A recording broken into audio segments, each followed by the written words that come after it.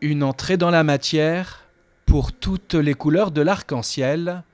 L'art de la dalle de verre, c'est tout un univers. Grâce à son épaisseur, on peut la sculpter, on peut lui donner les formes que l'on veut.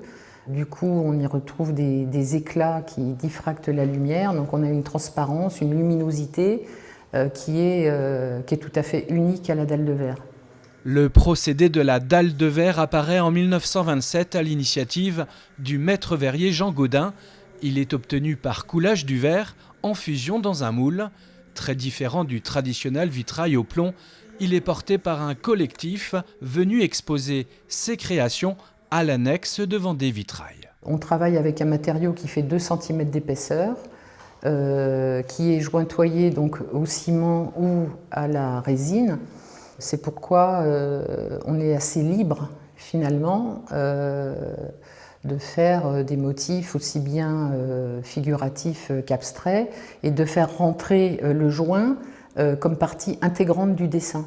On a une seule dalle de verre à Vendée Vitrail. L'idée c'était de faire découvrir au public plus de création de dalles de verre. À droite, voici l'unique exemplaire en dalle de verre représentant Saint François d'Assise, alors qu'à gauche, nous sommes sur du vitrail.